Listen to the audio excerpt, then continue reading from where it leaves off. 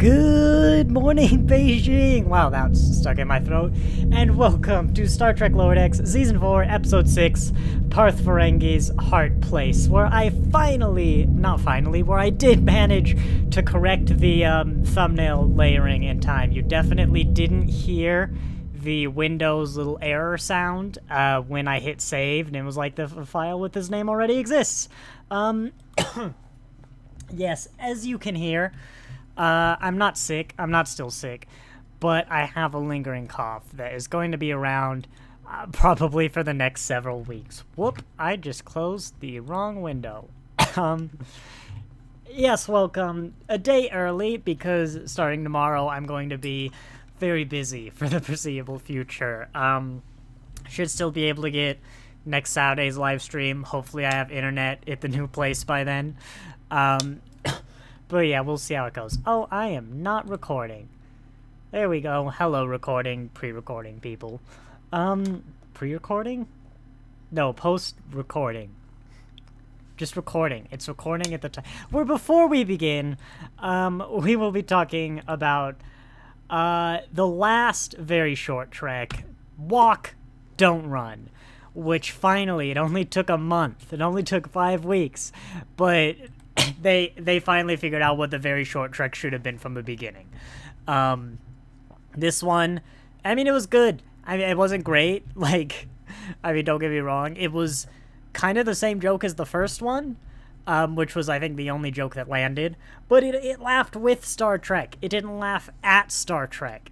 It was a bit hippie, but, you know, it's celebrating the 70s show. So that, I mean, that worked for me. And I mean, yeah, this was just a fun animated celebration of the animated series, but the franchise as a whole, featuring voice cast from across the different eras. So, yeah, I mean, well done. It only took you 5 weeks. We're now done. You're not making any more of them. But hey, we finally figured out what very short treks should have been from the very beginning. Like, You know, a lot of you haven't been watching them because they're bad, but that one, I mean, it's not going to change your life. But hey, that one was actually what they should have been. Oh, God. And now, sorry, that oh, God was not ROM. That was wonderful, having ROM back. It's because the color on my monitor is absolutely messed up on my primary monitor, and I have no idea what did it. But I think my solution is going to be when I move my computer, that's no longer the primary monitor. I still have not seen any of the very short treks. The first one, I liked it. I mean, people are very hit and miss on it. That was the only one that really kind of worked, is satire. There's also a very real possibility it is conservative commentary on political correctness, which is not a good sign. When that's the best one before this last one that was actually like a celebration. The rest, yeah, aren't great at best. You're honestly, you're not really missing out. I mean, you're missing out on some cameos, voice cameos, and that's about it. But yes, this episode, what the heck was it called? Parth Ferengi's Heart Place. This was the best one of the season, by far. I love this episode. This was proper. I feel like we're back. Lower Decks had a little bit of a false start, the start of this season.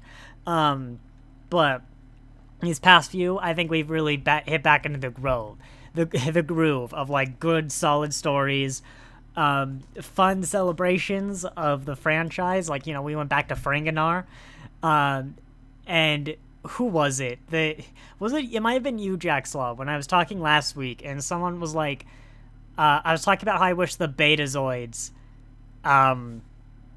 were, you know, there's a bit more respect to them as a culture, and they didn't just make them all Roxana, was what I was hoping for. And someone said, like, oh, it's Lower Decks, you shouldn't really expect them to contribute to the franchise. And I had a really hard time defining how I mean. This is how I mean. Because I felt like they did Ferengi post Deep Space Nine properly. I think they're the first people since Deep Space Nine to do post Dominion War Ferengi, like really actually looking at them as opposed to just having a Ferengi.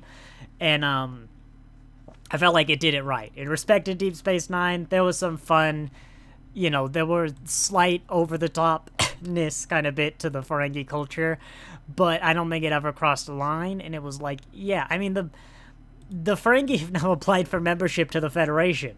Like, how's that for a contribution to canon?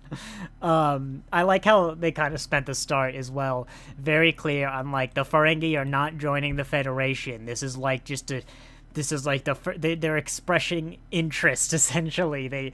They were kind of very clear on that they've not joined. You can't go all do that, but yeah, no, I like. We're finally getting continuation, I feel, of some of these races after Deep Space Nine, which is good to see. And of course, we know Ferenginar eventually.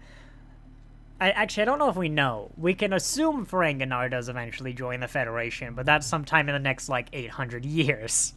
They've got a little bit of wiggle room in them. But, broadly, I mean, they had Rom and Lita without overusing them. It made sense to have them. It was great to see them. And there was actual stuff to the episode and reason to have them. So it worked. It wasn't just like, yeah, hey, look, let's just have them back just for giggles. I thought all the plot lines were really strong. I like, we didn't learn really anything about Mariner, what they're thinking, what their kind of motivation are. Mariner doesn't even know what their motivation is. But we're getting more development of that plot line they started earlier. Like, Lower Decks is now tackling the question, why is Mariner so obsessed with being an ensign, so afraid of getting the promotions, whichever way you want to phrase it. I mean, as I said, not even Mariner knows what exactly they're angry about. This guy, I loved, of course, a callback to season 1. But, like, it makes sense. Mariner's on Ferenginar. We know she has a Ferengi friend. Like, yeah, it really felt like a world. It was one of those episodes that gets up there. And the franchise as a whole, but also Lower Decks, it just made it feel like a world that, like, things actually happen. Like, the gears of all these planets turn. It's not just they show up to some planet, it exists for an hour, then never exists again. Alright, Jack's Law. Yeah, you did not think it was that great, but they did them to the T, to the letter of it.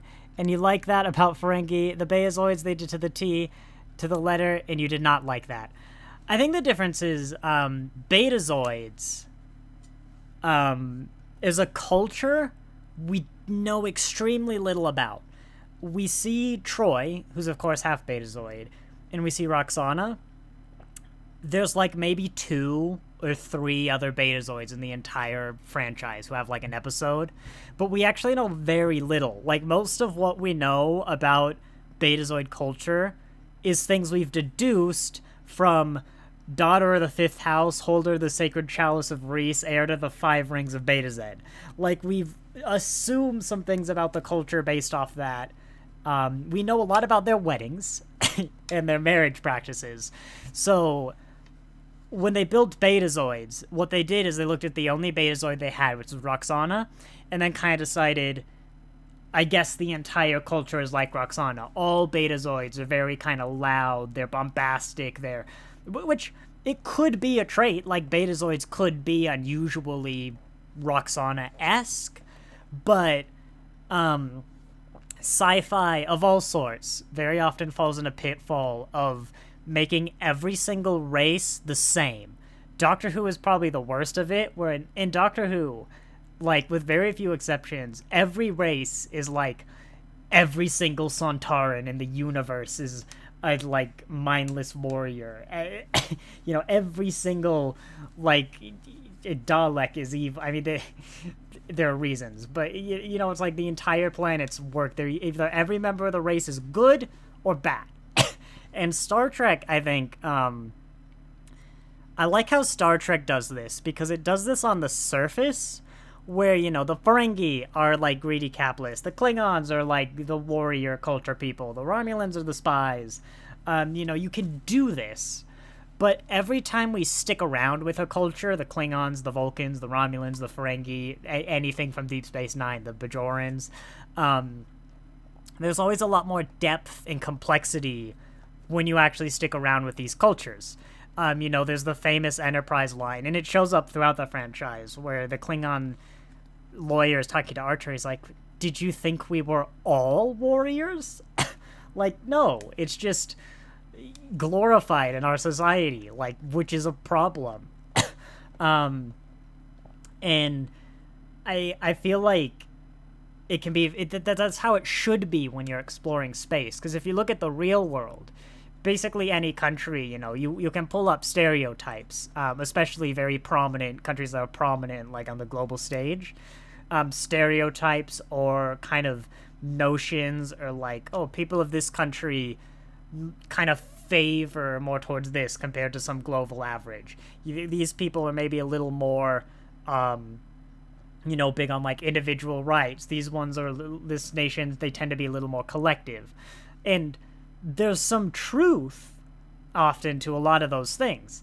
We're looking at Ferengi right now. The America is generally more capitalist than like the rest of the countries, sort of a global average. But if you actually go into any of these countries, or like the more you learn about them, the much less their stereotypes and those kind of monolithic just entities, and they're actually a lot more complex, and like, yeah, people are people. And so I feel like that's where we have Ferengi. Like, oh yeah, they're a highly capitalist culture. You see that everywhere. I mean, it all it all makes sense, but we developed them. Ferenginar just applied for membership to the Federation.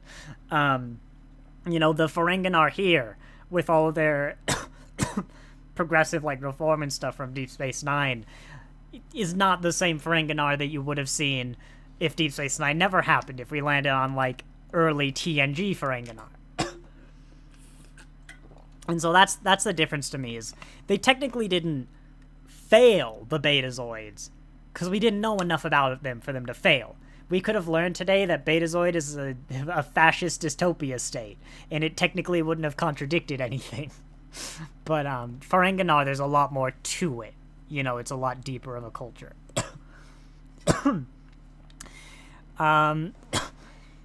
You just don't like the stereotype and you want to be like the Betazoids? There's a very thin line between a cultural bias in a stereotype. I mean, that's basically it. Yeah, there were also a lot of cool little visual things. I know I'm not going to remember all of them. I mean, you have the self-stealing Sten bolts, which are kind of overdone. That did look like self-stealing Sten bolts. I know the one in here. Oh god, what was the one? This was it. Alex would love it if they were awake. There we go. You have Dog in a Dog Suit from TOS, which is one of my favorite little things. What is it? It's the one where Kirk, there's a transporter accident. The Enemy Within, he becomes like two Kirks. One of the aliens is an alien dog, and it's very clearly just a normal dog in an alien dog costume. And you have that dog. And one of the scenes in the bar is kind of a blink and a miss it right before Tendi. There you go. You just have a naked female who is very conveniently placed cheeseburgers and tables. Because, yeah, we are on Ferenginar. I mean, it's not illegal. Not every single woman would have picked up on the reforms. Or even if they did, they would have been like, actually, I like walking around naked, I've always loved that. I think I've said it before. From like a writing perspective, I've loved the sort of cultural quirk that for Ferengi, it is inappropriate to have a clothed female because it's very sexual, and I love the reasoning they have behind it. It's just the right kind of like almost circular made up nonsense that actual cultural like practices and stuff like that do. Even though the humanity, like, the opposite is that you're not allowed to be naked in public. I've always loved that. It just feels so real to me. It's an adult cartoon. I think that's why it does so well. I mean, other than this, which I mean, you could get away with that nowadays. On I've seen worse on like Steven Universe. I don't think there was really anything that you couldn't have done in a show that was aimed like Prodigy. Let's say that Prodigy couldn't have done. You couldn't have had Mariner drink as aggressively. I guess you wouldn't have had some of the references like consummate your marriage and whatnot. Oh, and again, this Starfleet bar. I love this Starfleet bar. It's a great natural place for some references, but you know, like the background music as well. But like, yeah, the Ferengi made a Starfleet themed bar because of course they did. You know, that's just the sort of thing that this universe would have. It's no different than going to like a Chinese restaurant as you go to your Federation themed bar. I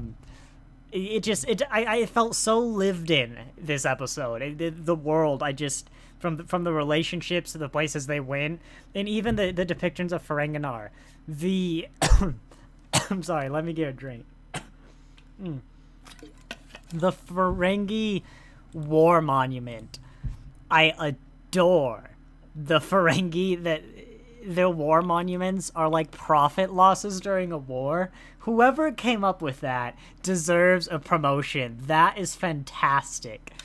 I don't know. I just feel like there's a lot of love that went into this episode on everything. I think Lower Decks does put some more love into like when they get a recurring character back or they get something like Ferenginar. You know, there's someone who's wanted to do this episode for 4 seasons, and they finally got to put the Ferenginar episode in, and they really give it a lot of love. I adore that. Even as children, they're just more grown up. Oh, sorry. Believe it or not, I am under cough medicine. But no, I literally don't have a single complaint about the depiction of Ferenginar. I love this character. I loved him in Lower Deck, the first one, where he was kind of the bait and switch almost of like traditional evil Ferengi. But no, he's actually just a real polite guy. I mean, I love this relationship Mariner has with the Ferengi and how it's just, I mean, it's just a very good, positive relationship to see. Like, I don't know, I just always liked watching these two. It's like, oh, I'm close to the light bulb. It's almost like you know, if you watch a kind of like lazy show, a lazy adult show, like I don't know, Star Trek Picard. No, you know, that kind of generic. It's a dark adult show, and the color palette's all black and like color dark. It was tonally dark, but it's not very deep. It's quite immature, you know. It kind of feels like that's a very lazy production. This kind of felt like you had a lot of the real. It's real in the same way that those kind of dark adult dramas might go like, oh, we're real. We've got drugs. We've got sex. We've got how the world really is. But instead of just saying we can do whatever we want, so let's do all the stuff you can't normally put on a show. You know, we can put boobs on the screen, so let's put boobs on the screen. It was like, it's a very real relationship. They're going out, you know, they're drinking. I mean, Mariner got, like, stupid drunk and got into, like, bar fights and stuff. She had to get bailed out of jail.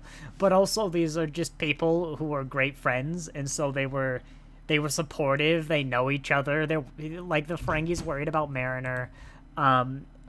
It felt like actually thinking about, like, you can do anything, which, you know, technically Lower Decks can. There are some lines it can't cross. So it's like, let's just depict the world how it actually is, as opposed to including all of the dark stuff that you can't put on, like, kids programming.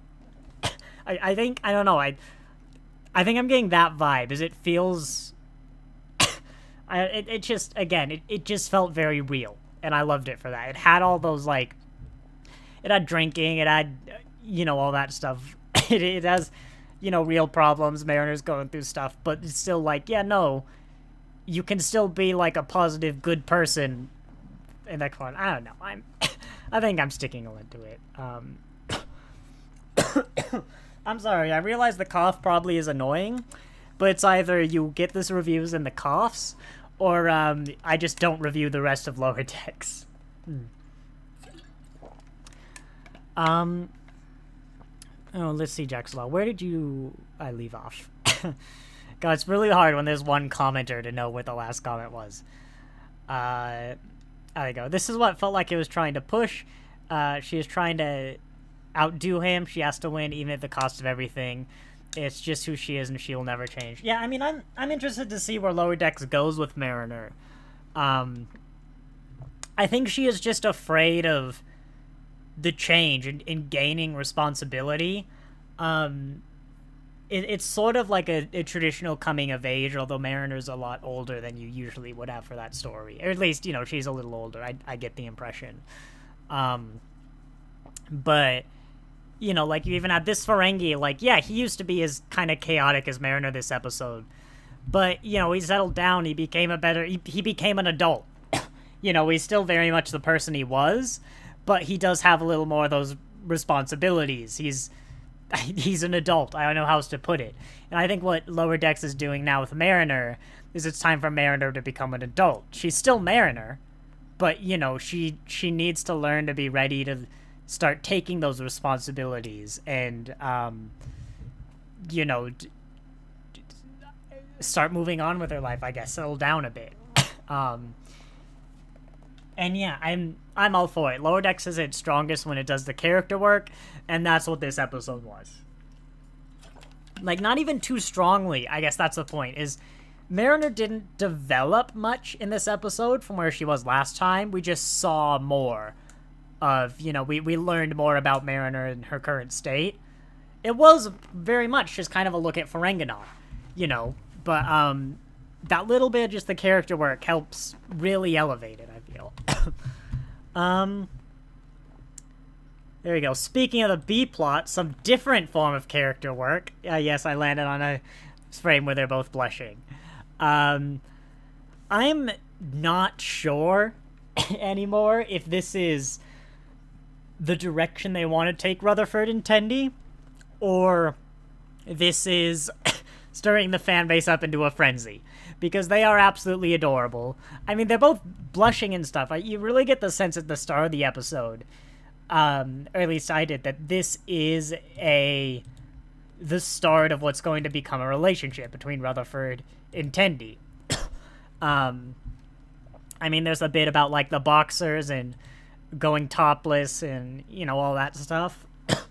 And there are a lot of points where they give the genuine compliments and they blush. But at the end, it is kind of like, I know, you get the sense that we're going to start an arc that Tendi and Rutherford are two friends who've fallen in love, and they're afraid that if it doesn't work out, they'll lose their friendship, you know, that kind of thing. But towards the end, you know, I feel like it does go much more away, and like, you even have the joke, I mean, of how intimate they are there, of like, yeah, no, they're just two friends, it's never gonna happen. Oh my god, they're me and Alex 5 years ago, aren't they? That's exactly what they are. But yeah, no, it feels much more like it was just to make the stir up the fan base. I mean, I think they really work. They do have great chemistry at the start. I really felt like, yeah, it would work, and I'd love to see that go forward. I mean, it can happen. As I said, I mean, yeah, that, as I was describing, I'm like, no, yeah, that's Alex and I 5 years ago, and our wedding's tomorrow. So, you know, we could still end up there. But, yeah, I mean, I like Tendi and Rutherford. If they continue status quo, I mean, that's fine. I'm not complaining with the state as it is. But, after this episode, I really would love to see them properly go through. It'd be like an arc. It'd take a while. It doesn't just happen one episode. The boots are going the wrong way. What's happening? Are they canoodling? No, they're repairing some engine thing. Welcome. Alex is woken up from their nap. You're now at this stream, so you have to fulfill your promise of being extra gremlin-ish. But no, yeah, Tindy was adorable this episode, as is she always is. There you go. They're back to back. They are not back to back. Hang on a minute. They are not back to back. Where the hell did you go? Tandy Rutherford, get back here. There you are. That's not back to back. They're canoodling. That's not. They're not. They're repairing something, but that's not back to back. It looks like they're canoodling. That's the joke, but that's not back to back. Go back and look at it. I just did. You have to catch up to me. She gets in on, and then she flips over. Anyway. I was like, as well. At first, I thought it might have been a little quick, like the Ferenginar application. But in Deep Space Nine, the Ferengi really do adapt to reform, like, really quick.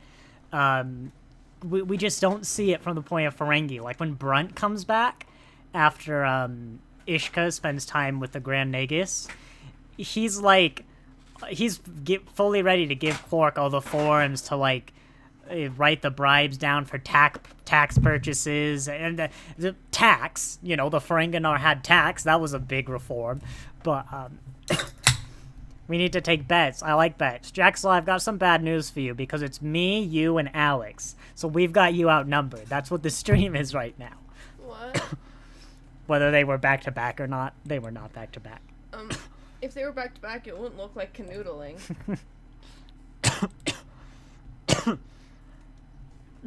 Excuse me one moment. Let me clear my throat.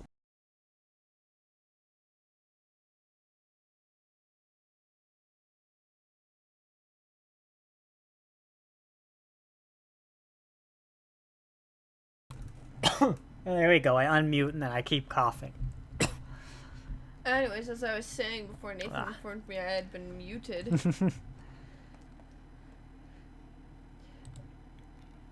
Yes. I forgot what I just said. You lost a bet. That's what you said. Oh, yeah. Alright, Jack's Law 2.0.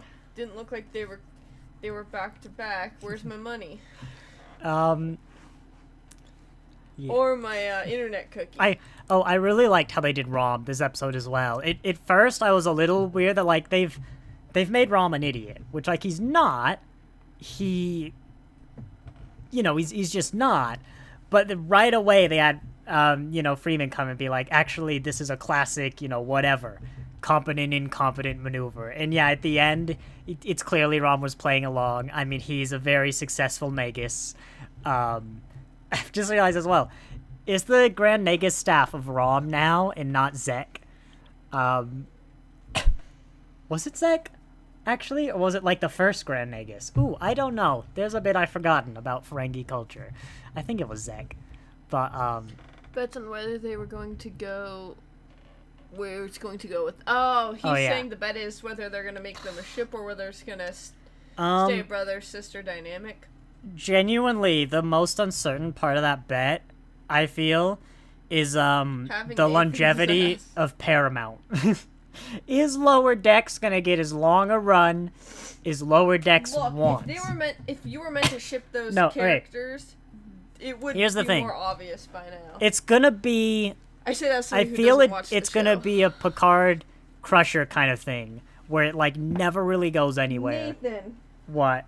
I could tell Picard and yes. were meant to bang in the first But it episode. never really goes anywhere. Yes, it because does. It's like a will they, won't they. Until it's not like a will they, won't they. It's Alex makes jokes about. Until it doesn't really ever get addressed till like near the very end of the series, and I feel like it'll be like that. Lower Decks, I could see him doing like a series or maybe a series and a half with them in a relationship if they're gonna do it, but so they're gonna do it slow though, which is how they should do it, is slow.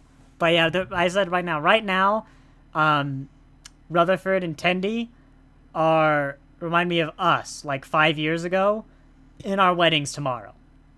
So that's why it's got to take it a few seasons, you know, otherwise it'd be too quick.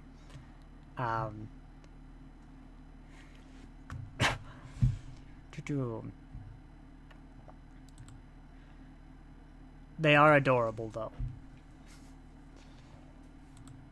Yeah, and I'm really liking the way the people interact this season, though. Even in the episodes that I haven't been as fond of, just the like professional and personal relationships these people have, the good mix of like professional and personal. I really like seeing. It's just a real positive environment. Like Discovery, it's the same sort of thing Discovery's going for. I like it a lot more in Lower Decks. Maybe because the characters are just a lot more functional. Well, no, because Mariner isn't exactly functional right now. That's kind of the point.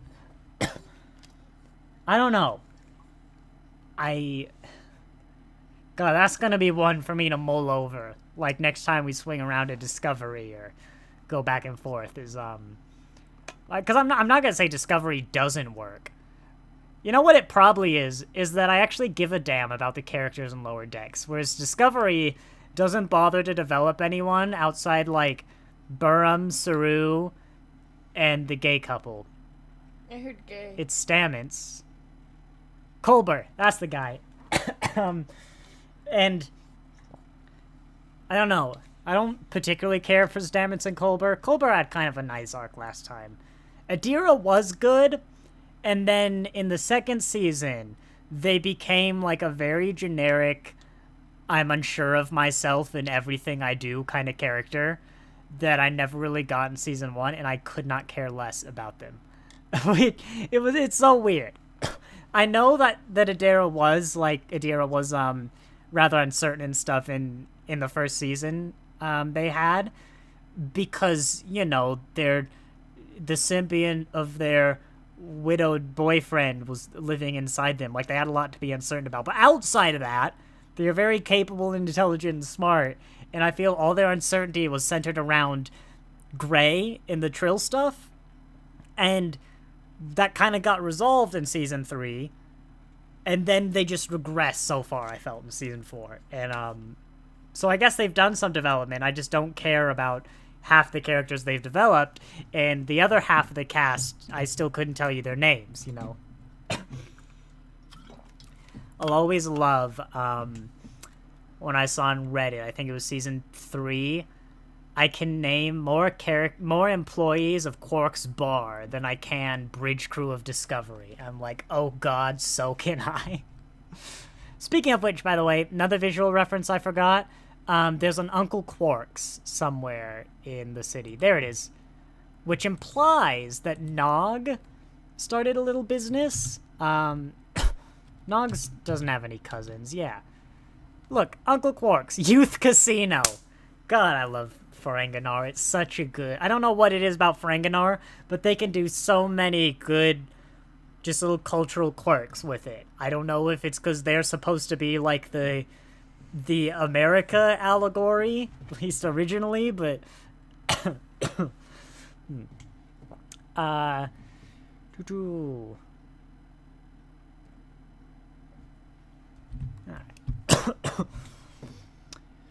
Moving on, where were we?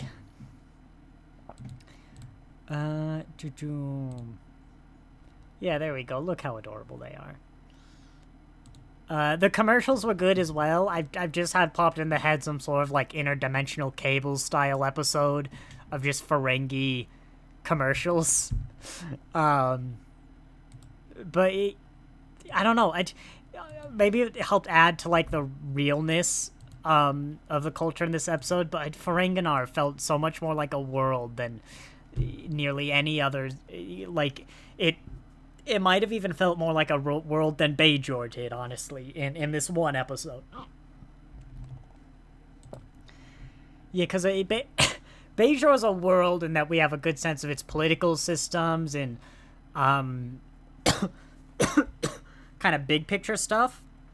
But this was very down to earth. Like, when I say it feels like a world, I mean, you have all the little people going about, you know, the billions of little people walking around their day-to-day lives, like, the incredible complexity comes from all these individuals and, like, individual decisions and stuff like that, and really making those individual people feel real and these settings feel real, like they exist. outside of the scenes we're watching them in is very hard, but that's what I'm talking about. And I felt everything in this episode was that, with Ferenginar.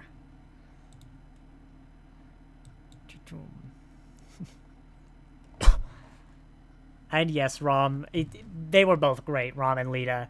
I think the focus was mostly on Rom. I mean, Lita's really settled for herself as first clerk. Like, she's clearly gotten into the position nicely. They clearly roll well together.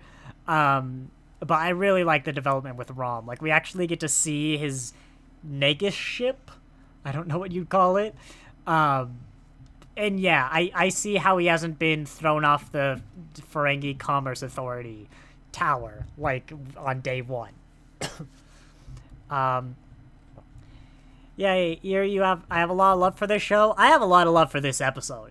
I have a lot of love for Lower Decks. I have a lot of love for Tindy. It does a lot of this stuff consistently. Not so much the start of this season, but this episode was really, I think, all the strength of Lower Decks just on display. I'd have to look. This is definitely probably one of the strongest episodes they've done, in my opinion. It might be the strongest, but I don't know. Some of those moments, like, it's the Titan, you know, some of those moments might be hard to beat. Gotta look at him, that conniving that's kind of what Rom was, isn't it? He used his, like, appearance of stupidity to get away with a lot on Deep Space Nine. And that's just what he's doing now. He's... Yeah, no, they did good bringing Rom and Lita back.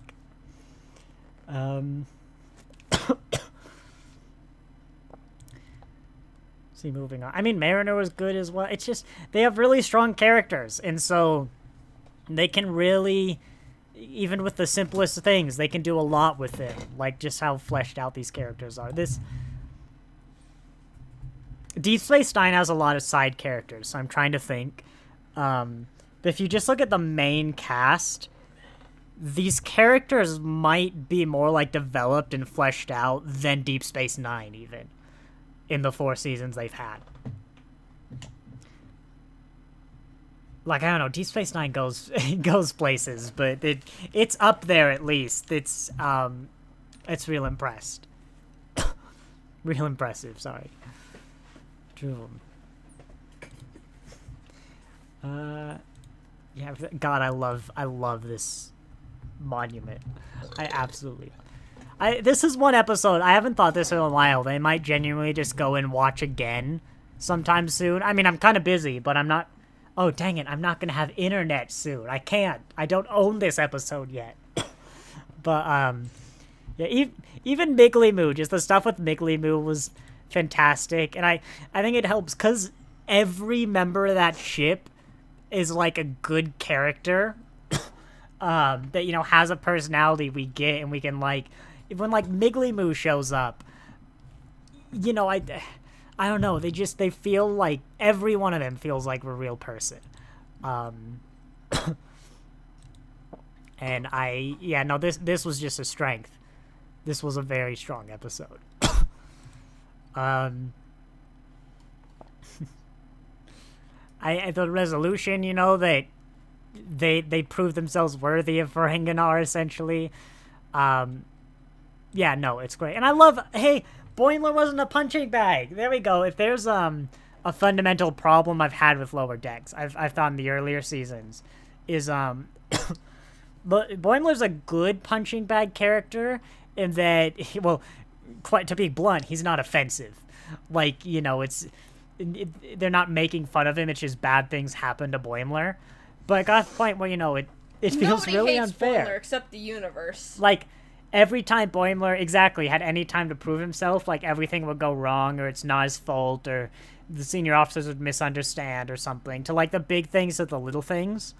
And I like now that, no, it's like, actually, you know, well done, Boimler. I'm glad you could relax. And, like, yeah, honestly, this kind of is his job, because he can say, hey, we don't have TV. You know, television died off in the mid... it didn't last long after the mid-21st century.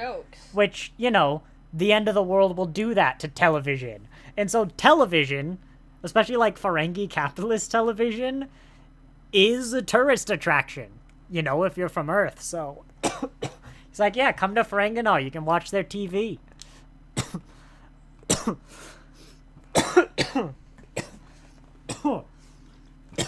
Sorry about that. It's like books, but better. That's what Starfleet needs. Yeah, you know, it was like the fun little going out there seeing what they have.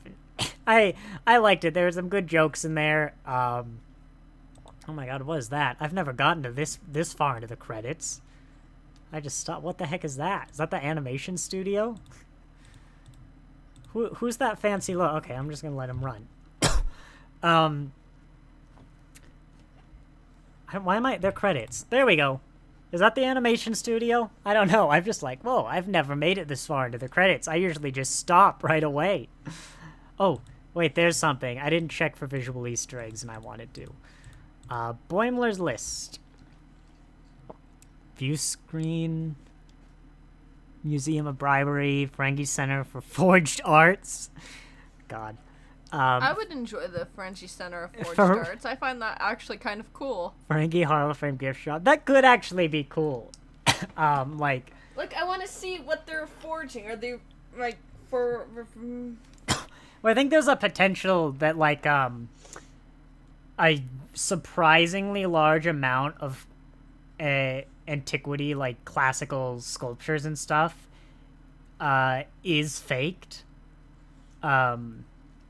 Which is an interesting statistic thing to look into. It might be a chance to see, even if they're forgeries, yeah. Artwork that's hard to get to see. What is it about Ferengi culture that's so easy to both, like, lean into the capitalist thing and also make it believable? Republicans. Well, they're liberal now. They're liberal capitalists, you know? Yeah. They're like a Donald Trump joke that went so far it's funny again. They're kind of the opposite. They were the everything bad about America in the 80s taken to the extreme and then slowly turned into comic relief, and now they've applied for membership to the Federation. The Ferengi go places. They really do. God, I need 2 commenters just to know where, like, the messages are. Stuff we needs. Why they need to be added in. And you watching the new show, Gen 5.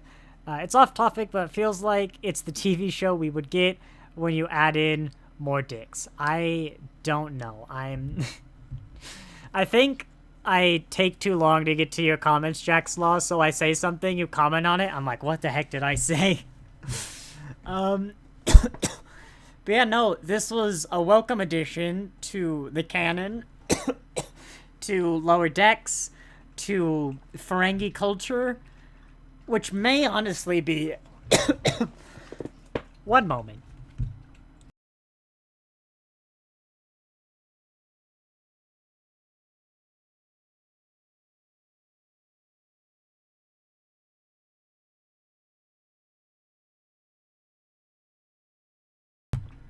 There we go. I've said before, Ferengi culture, especially now that they've properly applied, might be the culture that goes the most places. Like, is the most different from their earliest appearance to their latest. Romulus is like the only runner-up, but a lot of what happens with Romulus is kind of off-screen. Ferengi, no, we actually see everything that happens to the Ferengi. The Klingons kind of just largely stay the same until apparently at some point they join the Federation, but we've never seen that. We haven't really... Okay, no, they do change from, like, TOS to TNG, but, not a lot. They kind of don't change. We just start accepting them. But, no, that's unfair. They do change. But I don't have the voice to get into that now. Yeah, no, top-tier episode. It's not gonna be released. Let's just check. Star Trek, Memory Alpha, Lower Decks. That was the highlight of the season. That was a very strong episode. A plot, B plot. Oh, look at that. Lower Decks has got a season 5 confirmed. So did Prodigy, you know, but how'd that go for them? Oh, I forgot about the Moopsie. Moopsie is a pretty big highlight. Moopsie. I just saw the episode, but Aww, I wanted to see Moopsie. Star Trek Moopsie. Images. Yay! There we go.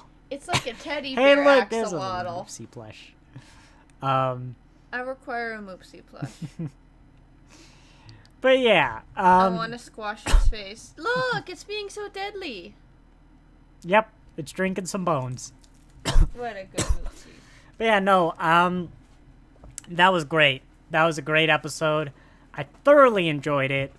You will now not hear from me for a while. No, we should. At worst case scenario, I'll probably try and just, like, come back here and stream something for next week on Saturday. I should be able to get internet in time. We'll see. Maybe it'll have to be delayed a bit, but we'll see. One of them stress toys. There's gotta be a Moopsie merch at some point. It's just too iconic. Oh, look, no Talin in this episode. I didn't even clock that. I mean, yeah, she wasn't needed, I guess, so well done, just knowing when you need the characters. But yeah, I will wrap it up there, I think. Ooh, does the Moopsie have bones? Yeah, the Moopsie has to have bones. Well, no, not everything has bones. I think it's like a blobfish. I don't know. There's a question for you. Does Moopsie have bones? No, because then they would cannibalize each other. Have you seen that Gen 5 show? Have No, we is ever that a seen- name of a show? Have you ever seen two Moopsies in the same room? Because that might be why they don't have two Moopsies in the same room. They'll just try to drink each other's bones.